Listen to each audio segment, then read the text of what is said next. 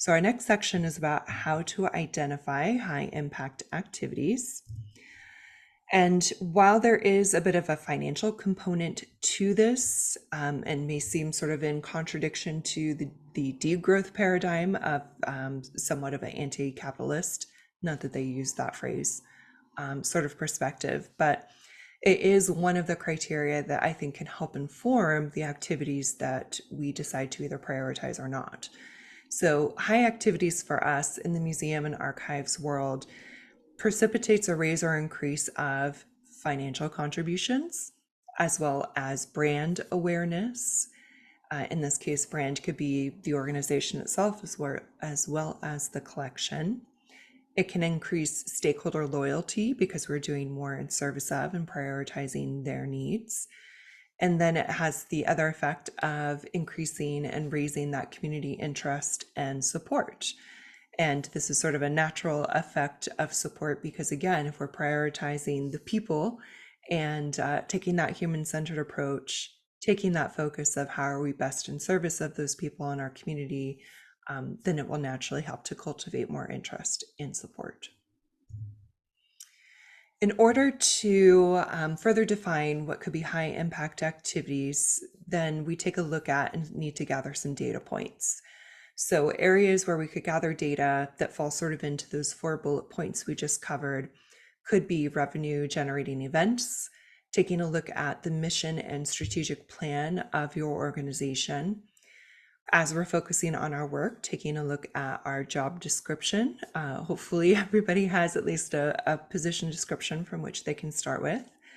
Taking a look at attendance and viewership, and I do want to emphasize this is not just the physical attendance and viewership, but also digital, as many of our collections are online now.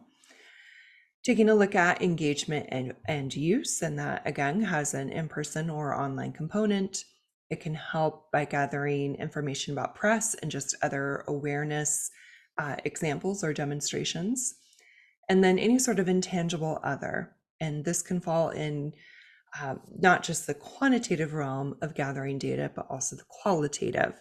As much of our work tends to lend more qualitative results, gathering both is important and can help balance your data and then ultimately your decision.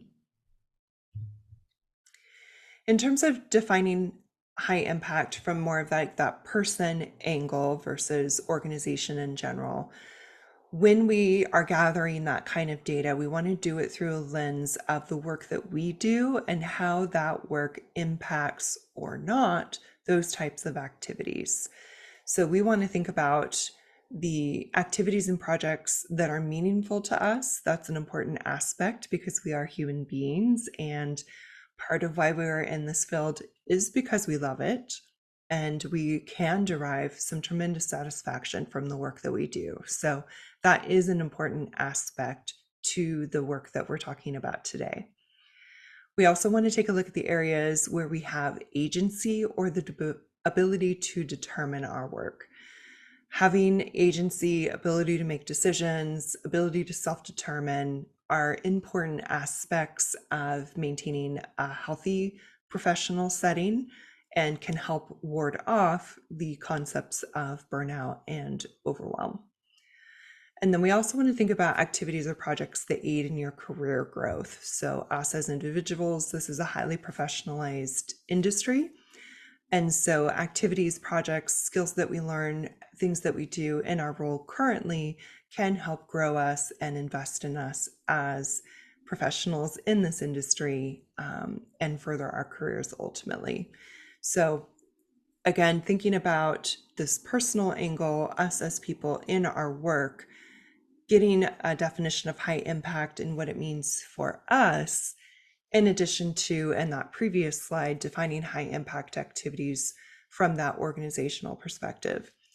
I maintain or would argue that both of these aspects are incredibly important, especially if we are hoping to maintain a good work-life balance, maintain better mental health, especially within the workplace.